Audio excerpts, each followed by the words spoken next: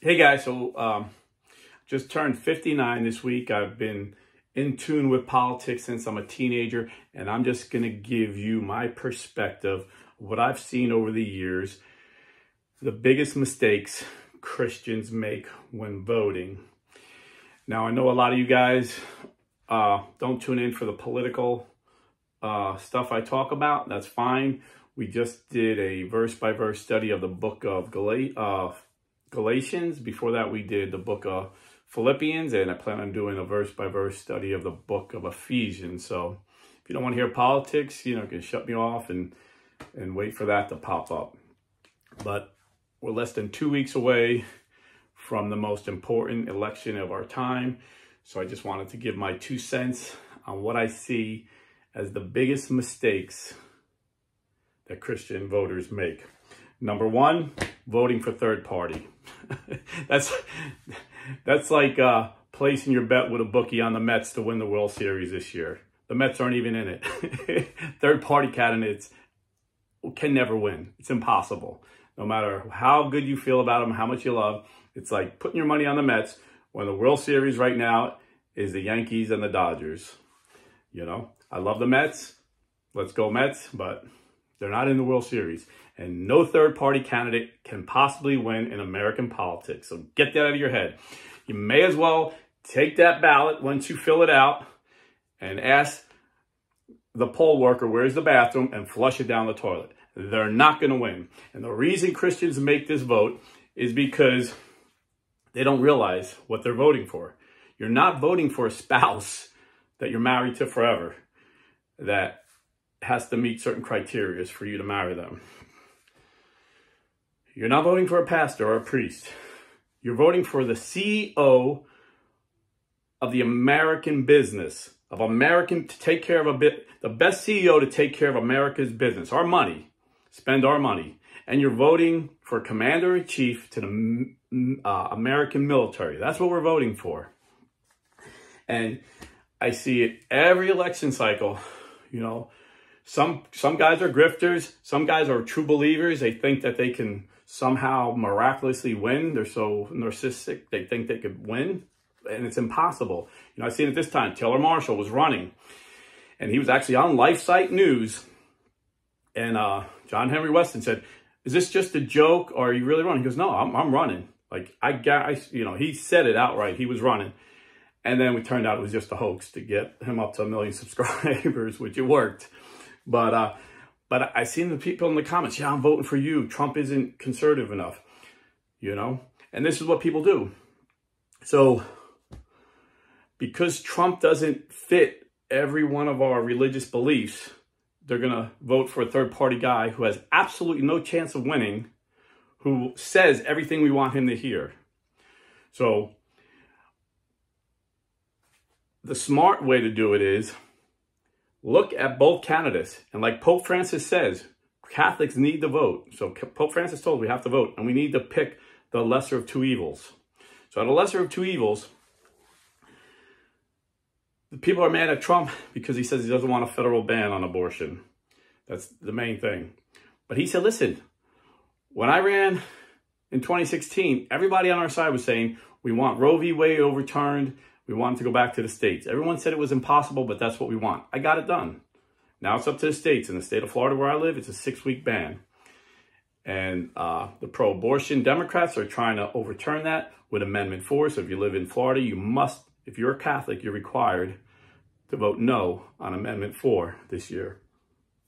But what's the alternative? What's the alternative?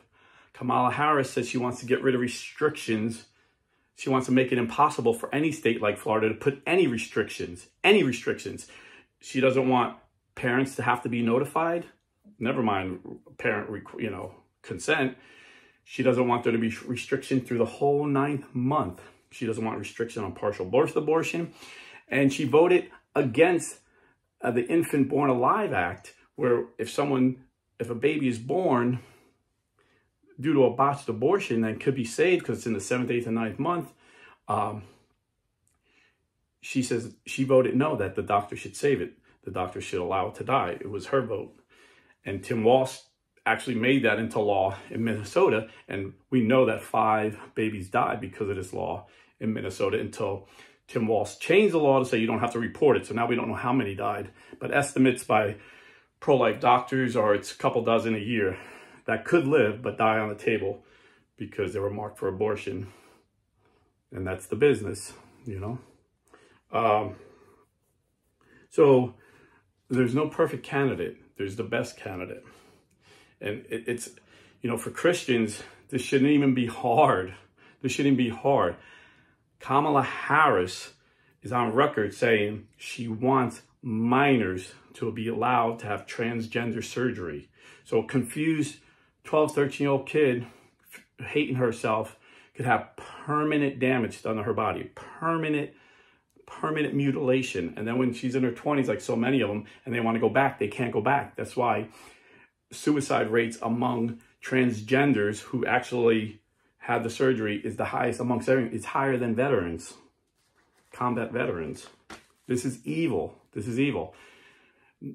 Not only does Trump not support it, but he said he'll ban transgender surgery for minors. She not only supports it, but she supports Tim Walz's law that he put in effect in Minnesota, making Minnesota a sanctuary city for transgender minors, saying if your parent won't allow it, we're going to take custody. The state will take custody of you and let you have it. So if a Catholic mother and father, or a Baptist mother and father, or a Jewish or a Muslim said, no, this is wrong. I'm not going to let my 12-year-old kid get castrated by a surgeon for money. They make a ton of money on this too. It's always follow the money. There's a lot of money because they get money from the surgery, and then they have a lifelong patient because they have to take hormone therapy, which is dangerous for grown-ups that need hormone therapies, have to weigh the risk, and they're going to give it to children. So in Minnesota, they would take your kid away. And this is what Kamala Harris wants to do. So it's not even close. It's not even close. And Kamala Harris and Tim Walz are both on record saying the government should restrict hate speech and misinformation. So hate speech would be saying homosexuality is a sin, abortion is a sin. It would restrict us Christians from saying that. And misinformation would be anything they disagree with. So, you know, for us to evangelize and us to teach people the dangers of abortion, the horror and barbaric nature of abortion and homosexuality and transgenderism, we'd be banned from saying it. So we couldn't even get our word out if she wins. So, second biggest mistake I always see is splitting the ticket. Splitting the ticket. So yeah, I like Trump, but I don't like her senator. I'm going to vote for a Democrat senator. It's the stupidest thing you can do. Politics is a team sport. It's a team sport. So the president cannot get his agenda through if he doesn't have the votes in the House and the Senate. Right now, they say it's 51-49 Democrats. But actually, it's 49 Republicans and 48 Democrats. There's 3 independents that caucus with the Democrats all the time. So it's 51-49. So if that stayed the same, which it won't, but if that did stay the same, if people split tickets, Trump wouldn't be able to get any of his appointees. He wouldn't get any judges. You can't split tickets. You have to remember, this is a team. This is a team sport. The only actual independent I've seen in my entire life was my good friend, John Scabilla's father-in-law in New Jersey, Anthony Imperielli. He's actually, they made a movie about him, The Saints of Newark. If you didn't see that video, I'll put it on my community board, The Real Saints of Newark. Anthony Imperielli was a state, I believe he was state senator in New Jersey, and he was a real independent. And he, you know, when he got there, he said the Democrats would sit on the left side of the stadium, the Republicans would sit on the right. So he took a lawn chair and put it in the middle in the aisle, and he got a bullhorn and he shouted. And And he said he realized that these people are not here to help the people. Everybody there was there to enrich themselves. He was trumped before Trump even existed. They destroyed this guy, called him a racist, a bigot, everything else under the sun. Look him up, Anthony Imperielli, and you'll see, it'll say racist. It'll say, what's the other word? They got a bunch of names for this guy, but he was actually a good man. So, and then the most important thing I want to leave you with this, don't take it personal. Don't take politics personal. A lot of people get all personal and angry. And, you know, Ronald Reagan was as conservative they come. The Speaker of the House was controlled by Democrats for like 40 years up, you know, at that point. And the Speaker of the House was Tip O'Neill, a liberal Democrat. And they would go out for drinks every Friday night because they were friends. They just disagreed politically, but they would go out for drinks every Friday night. Even when the Republicans took over, when all the Democrat corruption was found out in the 90s, like people went to jail. A lot of Democrats went for jail because they had control of the House for so many years. It was just so corrupt. When Newt Gingrich came out with his contract with America and we won the House first time in 40 years, and I think we won by like 40 seats. It was crazy. Even though Newt Gingrich was in the process of impeaching Bill Clinton, they were able to work out a deal to balance the budget. And at Clinton's State of the Union, he hands a piece of paper, like he hands this to Gingrich, and Gingrich's like, what's this? And he looks at it, he starts cracking up laughing, and Clinton laughs and they shake hands, and nobody knows why they're laughing. Later on, Gingrich said, yeah, the president handed me a note saying, you're right, Newt, I'm going to resign tonight. It was a joke. So even though politically they hated each other's ideology, they were able to joke and be friends. Today, you don't see that so often. You know, Ronald Reagan used to say, Republicans think Democrats are dumb. Democrats think Republicans are evil. And they just got to defeat us, destroy us, lie about us, whatever they got to do to beat us. And now you see it a lot on both sides. We both think each other's evil. I'm going to say this. I think the leadership of the Democrat Party is evil. I mean, they support killing, you know, Pope Francis, I'll quote him, Kamala Harris supports killing babies. They support mutilating children for profit. Doctors can make a profit.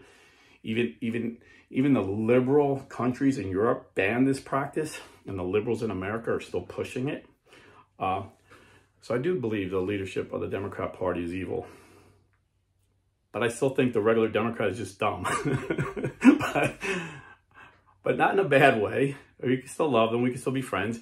You could be dumb politically, but smarter than me in many other ways. I remember, you know, like, for example, I remember when I was a Pentecostal back in the day, and I moved to a really rich town because they needed a building superintendent. So my day job, I worked at a trucking company, but part-time, they gave me a free basement apartment, free utilities. I just had to maintain the building. And so I met a lot of rich people. And one of my neighbors, really nice guy, he was an elder at the local Presbyterian church, Wall Street lawyer, brilliant with finance, brilliant in law. You know, he advised these Wall Street firms, you know, the law, whatever lawyers do with Wall Street firms, that's what he did. Really smart guy. But I heard he was a Presbyterian elder, so I started talking about John Calvin. He knew nothing about John Calvin. I explained Calvinism to him, and I realized he had no clue. I had to go back to, like, I was talking to you know, giving him a Sunday school class to, you know, second or third grader, and then I got him into, you know, deeper theology, higher level theology. It wasn't that he was dumb, he was just dumb in religion. He just didn't know his religion very well. You know, and I've had medical doctors that I've evangelized. They didn't know anything about the Bible. You know, don't mean I'm smarter than them. I just know more about religion than they do. They knew way more than me about medicine, obviously. And in the same way, politically, a lot of people are just in their bubble politically. They listen to the mainstream media and actually believe the mainstream media. So they're dumb politically. So don't hate them and don't get in a fight, you know? Don't get angry. If you get angry, you lose. If you're in a debate and you get angry, you lose. I will go out. I have relatives that I love, and I know we disagree politically, so I won't bring it up. Now, if they ask me, why do you support Trump? I'll give them the policies. And you see, and you have to explain to them, we don't vote on personality because none of us really know these people. So how can you vote on someone's personality?